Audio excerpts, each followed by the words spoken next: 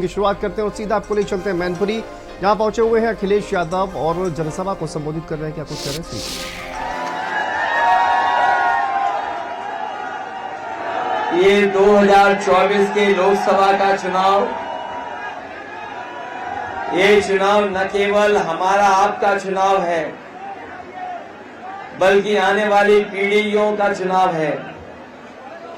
जिस तरीके से कभी समुद्र मंथन हुआ था, उसी तरीके से ये 2024 संविधान मंथन का चुनाव है। एक तरफ वो लोग हैं जो संविधान को खत्म करना चाहते हैं, संविधान को बदलना चाहते हैं, संविधान के भक्षक हैं। दूसरी तरफ हम सब लोग हैं जो संविधान को बचा करके और संविधान की रक्षा करना चाहते हैं। और मुझे पूरा भरोसा है कि इस चुनाव में जो लोग संविधान बदलने निकले हैं, जो 400 पार का नारा दे रहे हैं, इस बार जनता ने मन बना लिया है कि संविधान बदलने वालों को बदलने का काम करेंगे और 400 पार वालों को 400 हरा करके देश में बदलाव लाने का काम करेंगे। बीजेपी वालों के भाषण सुने होंगे आपने, अब न जाने वो किस दिशा में जा रहे हैं। उनके भाषणों में जो बातें रखी जा रही हैं, वो आम जनता के दुख दर्द से उन्हें कोई लेना देना नहीं है। जो वादे किए थे भारतीय जनता पार्टी ने, वो सब वादे भारतीय जनता पार्टी ने भुला दिए हैं। आज जब पीछे मुड़ करके हम लोग देखते हैं तो भारतीय जनता पार्टी के लोगों की हर बात झूठी और उनके वादे झूठे नजर आते हैं। हर वादा उनका झूठा निकला। जो किसानों से कहा उन्होंने कि किसानों की आय दोगुनी हो जाएगी, यहाँ हमारे किसान भाई बैठे हैं, खेती करने वाले हैं, अपना खून पसीना बहा करके लागत को लगा करके खेती कर रहे हैं। इस महंगाई में भी डीजल पेट्रोल से लेकर के जरूरत सामान को खरीद करके महंगे बीज अपनी फसल तैयार करते हैं। लेकिन जब फसल की भाव लेने जाते हैं तो जिस सरकार ने आय दोगुनी की बात की थी, आज हमारे किसानों की पैदावार और खेती घाटे का सौदा हो गई है। जहां हमारे किसान दुखी हैं, उनकी पैदावार नहीं बढ़ा पा रही सरकार, न लाभ दे पा रही है। और एक समय याद होगा आपको, सरकार का 3 काले कानून लेकर के सरकार आई थी, और वो तीनों काले कानून ऐसे थे कि अगर किसानों के ऊपर वो तीनों काले कानून लागू हो गए होते तो हमारे किसानों की जमीन छिन जाती और पैदावार की जो कीमत मिलनी चाहिए थी, जो सरकारी एमएसपी, वो भी हमारे किसानों को नहीं मिलती। ये बड़े बड़े उद्योगपति, बड़े बड़े कारखाने चलाने वाले न केवल खेतों की तरफ देख रहे होते, बल्कि हमारी पैदावार की भी लूटने का काम करते हैं। वहां पर किसान उन तीनों कानून के खिलाफ दिल्ली गए और धरने पर बैठे रहे। 2 साल के लगभग किसान वहां पर सरकार के खिलाफ लड़ते रहे। सरकार ने आरसीसी की दीवारें बनवा दी, सड़कों पर कीलें लगवा दी। डीजल, अगर किसान अपने ट्रैक्टर के लिए खरीदने जाता था तो ट्रैक्टर के डीजल नहीं मिलता था। लेकिन किसान पीछे नहीं हटे, वो धरने पे बैठे। 1000 के लगभग किसान आत्महत्या और शहीद हो गया, लेकिन किसान नहीं हटे। जब काले कानून हटे तभी जाकर के हमारे किसान वापस आए। हम उन किसानों को बधाई देते हैं जो सालों साल दिल्ली बैठ करके इनके तीनों काले कानून के खिलाफ लड़ते रहे। इस सरकार ने बड़े बड़े उद्योगपतियों का 16 लाख करोड़ कर्ज माफ कर दिया, और जब बैंकों का कर्ज ये माफ कर रहे थे तो इन्होंने फैसला लिया कि जिनका 5 करोड़ से ज्यादा कर्ज है उनका कर्ज माफ होगा, लेकिन इन्होंने नियम ये नहीं बनाया कि जो हमारे गरीब हैं, किसान हैं, जिनका लाखों ही केवल है कर्ज, उनका भी माफ हो जाए। लेकिन नियम जो बना था उसके कारण बड़े बड़े उद्योगपतियों का 16 लाख करोड़ कर्ज माफ कर दिया, लेकिन हमारे किसानों का लाखों कर्ज माफ नहीं किया। हम अपने किसान भाइयों को भरोसा दिला के जा रहे हैं। समाजवादी पार्टी और इंडिया गठबंधन ने तय किया है कि आने वाले समय में दिल्ली में सरकार बनेगी तो उद्योगपतियों का जो कर्ज माफ हुआ है उसी तरह अपने किसानों का भी कर्ज माफ होगा। न केवल कर्ज माफ किया जाएगा, बल्कि किसानों की जो लड़ाई है बहुत पुरानी कि उन्हें एमएसपी के लिए कानूनी अधिकार मिले, कानूनी अधिकार दिलाने का काम भी किसानों को करेंगे, जिससे उनको हर फसल की एमएसपी मिल सके, जिससे हमारा किसान खुशहाल हो जाए। ये जो विकसित भारत यात्रा चला रहे हैं, ये जो विकसित भारत की बात कर रहे हैं, जब तक हमारा किसान खुशहाल नहीं होगा तब तक हमारा भारत कभी विकसित नहीं हो सकता है। जहां किसान दुखी हैं, वहीं हमारे नौजवान जानते होंगे, इन्होंने कोचिंग की, तैयारी की, रात रात पढ़ाई की, लेकिन जब परीक्षा देने गए पेपर लीक हो गया, जो परीक्षाएं रद्द हो गई, घर लौट के आ गए नौजवान, लेकिन नौकरी नहीं मिली। इस सरकार में नौजवान जानते होंगे कि एक पेपर लीक नहीं हुआ है, 2, 3, 4 पेपर लीक नहीं हुए हैं। 10 से ज्यादा जितनी परीक्षा हुई सबके पेपर लीक हो गए। बताओ, जो सरकार हमें और आपको बुलडोजर दिखा करके डरा रही है, जो सरकार हमें आपको बुलडोजर दिखा के डरा रही है, वो अपना लीकेज नहीं रोक पा रही है। बताओ, पेपर लीक हुए कि नहीं हुए नौजवानों? और न केवल पेपर लीक हुए हैं, बल्कि हम जानते हैं मैनपुरी वो जिला है जिसमें सबसे ज्यादा फौज में नौजवान भर्ती होने जाता था। दिन रात खेत और सड़क पर दौड़ करके तैयारी करता था। फौज की भर्ती कम कर दी, संख्या कम कर दी, और 4 साल की अग्निवीर नौकरी ले आए। हमारे तमाम किसान भाई जानते होंगे, कभी नेताजी ने फैसला लिया था कि अगर सीमा पर कोई भी जवान शहीद होगा तो उसको पूरा सम्मान दे करके उसके घर परिवार को आखिरी दर्शन करने का भी मौका मिलेगा। वो सम्मान अगर किसी ने दिलाया था तो नेताजी ने दिलाया था।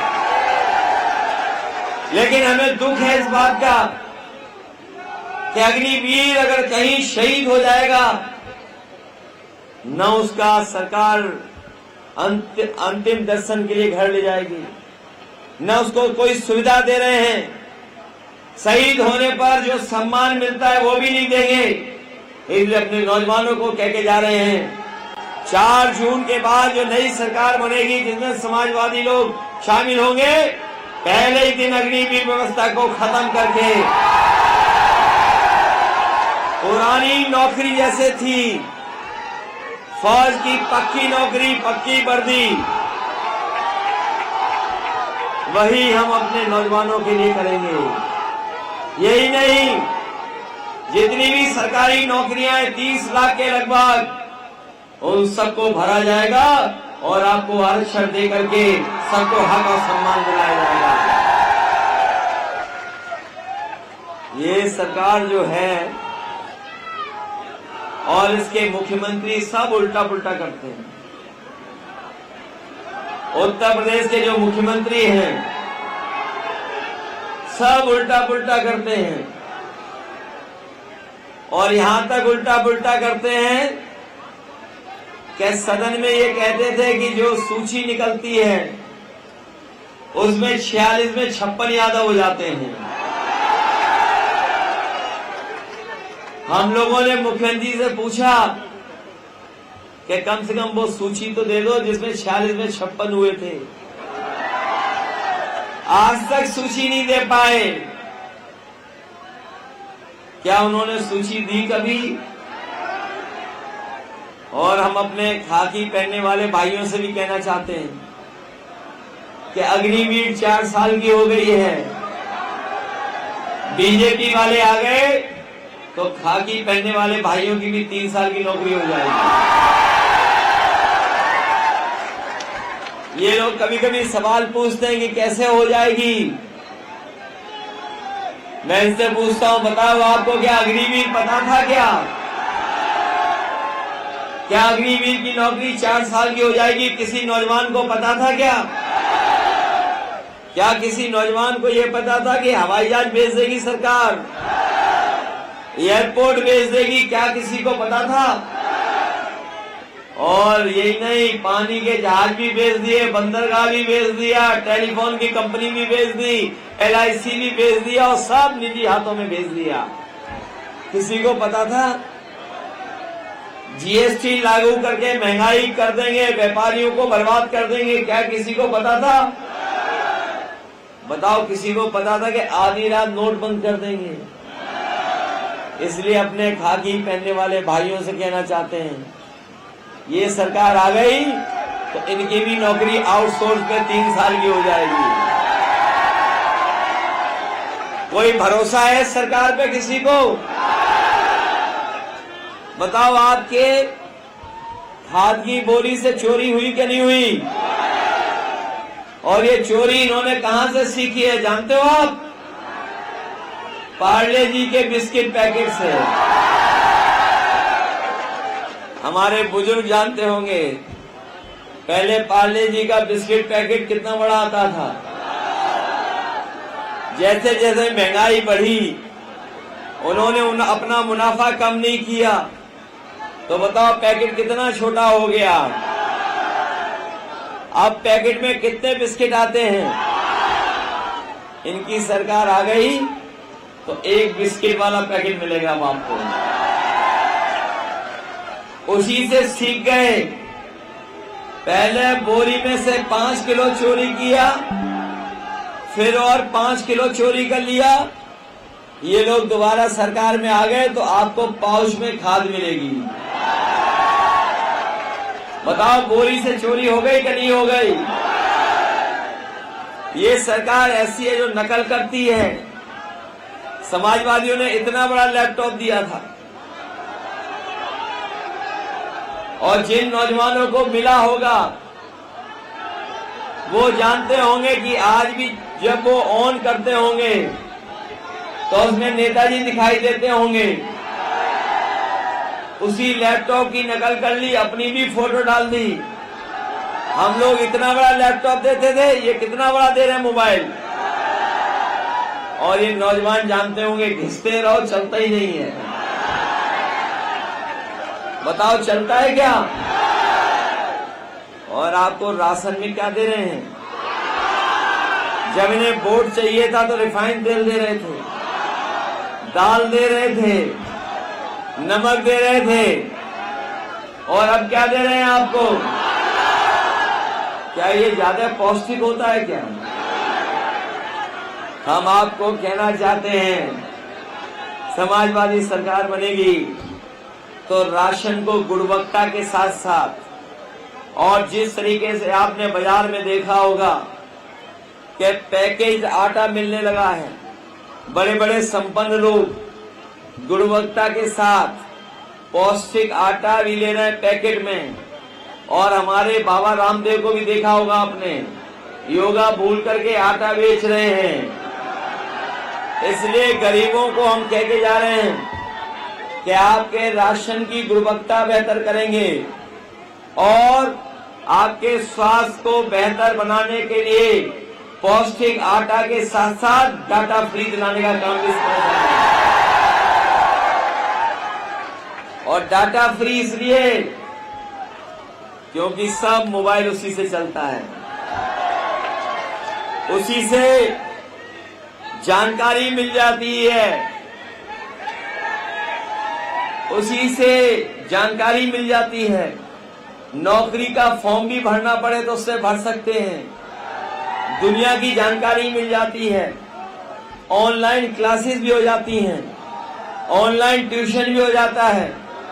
और आपको याद होगा जिस समय कोरोना था, गरीब परिवार के बच्चों का 1 साल 2 साल खराब हो गया, लेकिन संपन्न लोगों के पास अच्छा मोबाइल था, लैपटॉप था, डाटा था, इसलिए उनके किसी बच्चे का साल नहीं खराब हुआ। हम अपने गरीब परिवार के लोग कह के जा रहे हैं, समाजवादियों ने जो व्यवस्था बनाई थी उस व्यवस्था के साथ साथ लैपटॉप के साथ साथ डाटा फ्री दिलाने का काम भी करेंगे। हम लोगों ने, समाजवादियों ने पेंशन देने का काम शुरू किया था, समाजवादी पेंशन।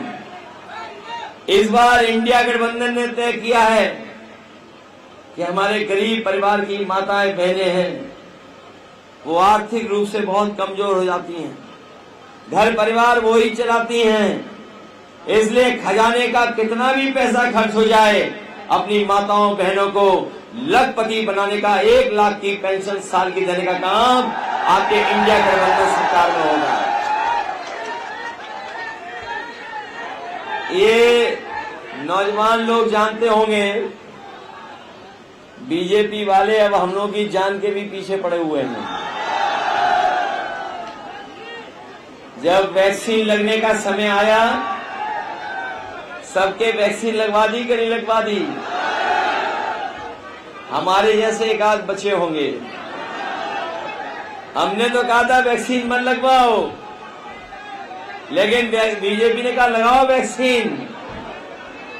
बताओ लगा दी वैक्सीन कि नहीं लगा दी सबके? और अब वैक्सीन के बारे में क्या खबर आ गई कि आपको खून की बीमारी और हार्ट अटैक भी होने की संभावनाएं बढ़ गई। इसलिए हम सरकार से कहना चाहते हैं इस मौके पर, जब आपने फ्री वैक्सीन लगवाई है तो हमारे गरीबों की फ्री जांच हो, फ्री ईसीजी हो, जिससे किसी का हार्ट गड़बड़ाए नहीं, उसको इलाज पहले ही मिल जाए। केवल इन्होंने वैक्सीन नहीं लगवाई, जिस कंपनी से वैक्सीन लगवाई उससे इन्होंने पैसा भी वसूल लिया। बताओ पैसा वसूला कि नहीं वसूला? इलेक्ट्रॉल बॉन्ड, चंदा वसूली की इन्होंने, पैसा वसूली की। 1000 करोड़ से लेकर के कई सौ करोड़ इन्होंने पैसे वसूल लिए, और उसका परिणाम यह कि आज हमें आपको महंगाई का सामना करना पड़ रहा है। आपके बुखार की गोली याद करो, दवाई, जो आपके दवाई का पत्ता आता था, बताओ दवाई भी महंगी हो गई कि नहीं हो गई? बुखार की दवाई तो हुई है महंगी, पेट दर्द की दवाई तक महंगी कर दी इन्होंने। आप पता करो बाजार में 2014 में दवाई की कीमतें क्या थी और आज कीमत क्या है दवाइयों की। खाने पीने का सामान तो अलग है, लेकिन बताओ दवाइयां महंगी हो गई कि नहीं हो गई? दिल्ली वाले मुख्यमंत्री पे जो आरोप है वो दवाई की कंपनी का आरोप लगाया झूठा। क्या बीजेपी ने नहीं उनसे चंदा लिया? जो कहते थे न खाएंगे न खाने दें, और ऐसा खाया कि डकार भी नहीं आ रही है मुझे। बताओ खाने के बाद डकार आई बीजेपी वालों को? इसलिए सावधान रहोगे कि नहीं रहोगे? सावधान। ये बुलडोजरों से तो नहीं घबरा जाओगे? ये बुलडोजर इसलिए दिखा रहे हैं कि ये सरकार बनी रहेगी तो जमीन कब्जा करेंगे। हमने सुना है पूरे मैनपुरी में और खासकर शहर में सबसे ज्यादा जमीनों का धंधा और कब्जा करने का काम अगर किसी ने किया तो बीजेपी ने किया है। इन्होंने दुख तकलीफ परेशानी दी है। ये लोग अच्छे दिन तो नहीं ला पाए, लेकिन समाजवादी लोग इनकी जमानत जब्त करके खुशियों के दिन लाने का काम करेंगे। बताओ इन्हें हराओगे कि नहीं हराओगे? अब मैं कैसे कह दूं कन्नौज से ज्यादा वोटों से जिता दूं?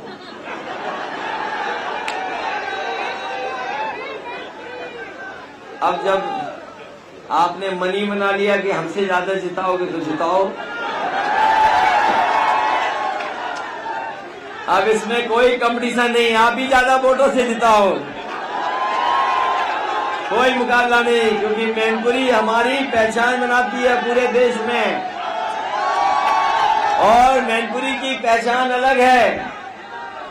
जो नेताजी ने पहचान बनाई मैनपुरी की, उस पहचान को खोना नहीं है, न केवल जीतना है बल्कि देश की जो सबसे बड़ी जीत हो, जो रिकॉर्ड वाली जीत हो, उसमें मैनपुरी को शामिल करोगे कि नहीं करोगे?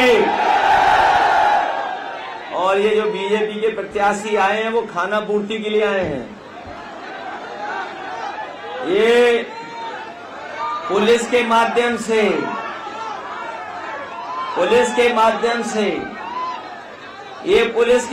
से बीजेपी के लोग दबाव बना रहे हैं, ये प्रशासन के माध्यम से दबाव बना रहे हैं। लेकिन ये खाकी वर्दी वाले समझ लें, पहचान लें कि उनकी 3 साल की नौकरी हो जाएगी, फिर आना हमारे संगी घूमना। 3 साल की नौकरी, और इनको तो जबरदस्ती वैक्सीन लगवाई गई है। जब ये अपना सर्टिफिकेट देखेंगे घर पर और उसमें फोटो दिखाई देगी उसकी, तो बताओ उसको गायब करने के लिए वोट डालेंगे साइकिल पे कि नहीं डालेंगे ये लोग? इनको तो वैक्सीन जबरदस्ती लगवा दी, पूछ लो बगल में खड़े हैं। इनसे कहा कि अगर नहीं लगवाई वैक्सीन तो बताओ इनकी नौकरी खतरे में डाल देते। ये जो नई भर्ती की है बीजेपी ने, जिनसे हमें खेत बचाने पड़ रहे हैं,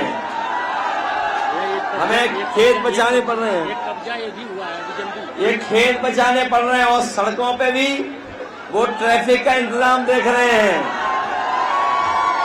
हम आपको मैनपुरी वालों को भरोसा दिला के जा रहे हैं, जैसे समाजवादियों ने मैनपुरी का विकास किया है वैसा ही विकास करेंगे। और ये जो बिजली का कारखाना देखा होगा आपने, एटा में जो लगाया है बड़ा बड़ा चिमनी वाला, समाजवादियों ने लगाया इसलिए चालू नहीं किया, इसको भी चालू कराएंगे जिससे आपकी बिजली सस्ती हो जाए। और जो एम्बुलेंस से लेकर के और व्यवस्था बनाई थी, स्वास्थ्य को लेकर के, पढ़ाई और नौकरी को लेकर के, हम लोग आपके जीवन में बदलाव लाने का काम करेंगे। मुझे खुशी है कि मैनपुरी के लोगों ने भी तय कर लिया है कि जिस तरीके से किसनी करहैल जिताने जा रही है, उसी तरीके से भूगांव और मैनपुरी भी ऐतिहासिक वोटों से जिताएगी। इन्होंने कार्यकाल में कुछ नहीं किया, अभी पता लगा है कि बीजेपी की सरकार ने कोई जमीन कब्जा कर ली यहां भी। याद रखना, ये बीजेपी राजनीतिक दल नहीं है, ये राजनीतिक दल नहीं है, ये गैंग है लोगों का जो जमीन कब्जा करता है और लोगों के ऊपर अन्याय करता है।